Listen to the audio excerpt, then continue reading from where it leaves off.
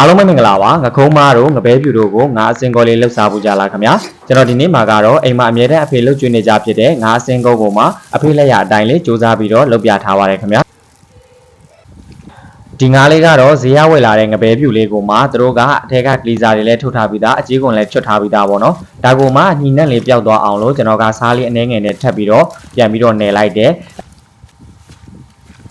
နေပြီးဆိုလို့ရှိရင်တော့ကျွန်တော်ရေဆေးပြီးတော့ပြန်တန့်စင်ထားလိုက်ပါမယ်ရေဆေးတိကျတန့်စင်ထားတဲ့ငါးကိုမှကျွန်တော်ကစင်းလုံးပေါ်မှာတင်ပြီးတော့ဒီအယိုးတွေရောအတွင်းပိုင်းအကုန်လုံးကျွန်တော်တို့စင်းသွားအောင်ပေါ့နော်ကြည်သွားအောင်လို့ဓာလေးနဲ့လိုက်စင်ထားလိုက်ပါမယ်ခင်ဗျာအသားများတဲ့ငါးမဟုတ်ပဲနဲ့အယိုးနဲ့အသားရောနေတာဖြစ်တဲ့အတွက်ကြောင့်မို့လို့အသားတီးတန့်ပဲခွဲထုတ်လို့မရဘူးဒါကြောင့်မို့လို့ဓာလေးနဲ့ဒီအယိုးမစူးအောင်လေးတော့စင်းဖို့ကိုလိုပါတယ်အပြန်ပြန်လန်စင်းပြီဆိုလို့ရှိရင်တော့ငါးအသားတွေအားလုံးကိုကျွန်တော်ပကံလေးတစ်ခုနဲ့ထည့်ထားလိုက်ပါမယ်ငါးစိမ့်ဖြစ်တဲ့အတွက်ကြောင့်မို့လို့အတွင်းပိုင်းအသားလေးကျက်သွားအောင်လို့တော့တမရသည်ဒါမှမဟုတ်လို့ရှိရင်တော့မယမ်းပြားကိုစားလေးအနှဲငယ်ထည့်ပြီးပြီဆိုရင်ကျွန်တော်တို့ဒီအချင်းလေးတွေဓာတ်တွေနဲ့ရောသွားအောင်လို့တော့တေချာသမအောင်နေပြီးတော့လိုပါတယ်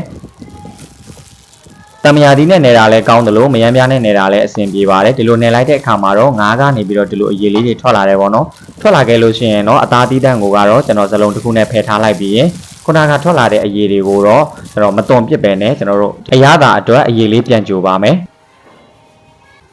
တဲဦးထဲမှာငါးနယ်လို့ထွက်လာတဲ့အရေကိုထည့်မယ်အစားနဲ့ငယ်ထည့်မယ်အချုံမုတ်နဲ့ငယ်ထည့်မယ်စီလေးနဲ့ငယ်ထည့်မယ်ပြီးလို့ရှိရင်တော့စိမ့်စမ်းငပိအနေငယ်စနွေးမုတ်အနေငယ်ထည့်ပြီးလို့ရှိရင်တော့အားလုံးကျက်သွားအောင်လို့တော့ကျွန်တော်တို့ကြိုထားလိုက်ပါမယ်ပြီးလို့ရှိရင်တော့အနေငယ်လေးအေးခံထားလိုက်ပါမယ်ခင်ဗျာ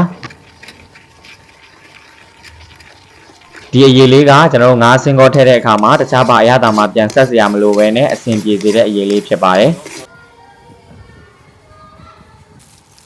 ပြီးရင်တော့ခုနကအချင်းနဲ့တေချာနေပြီးတော့နှက်ထားတဲ့ငါးအကြည်တွေကိုကျွန်တော်တို့ကြက်သွန်နီစိမ်းလေးထည့်မယ်ပြီးလို့ရှိရင်ငရုတ်စိမ်းလေးထည့်ပါမယ်ငါးကိုစားနေတော့ကမယမ်းပြားတွေကိုများတယ်ဆိုလို့ရှိရင်တော့ကျွန်တော်တို့ပြန်ကောက်ပြီးတော့ထုတ်ထားလိုက်ပါမယ်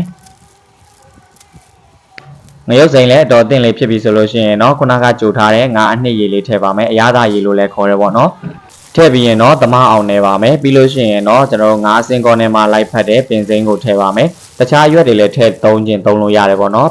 နနန်ရွက်တို့ပေါ့ဒါမျိုးတွေထည့်သုံးလို့ရတယ်ဒါပေမဲ့ကျွန်တော်တို့ကတော့ငါးစင်းကောဆိုလို့ရှိရင်တော့ပင်စိမ်းကိုပိုကြိုက်ပါတယ်ပင်စိမ်းတန်းကကြတော့ပိုလဲမှုေးတယ်လို့ပို့ပြီးတော့လဲစားလို့ကောင်းပါတယ်မြုပ်တီချက်မုတ်ကတော့မိမိစိတ်တိုင်းကြကြိုက်နှစ်သက်တယ်လို့ထည့်လို့ရပါတယ်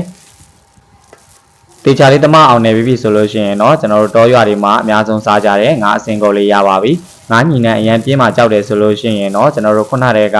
ဒီ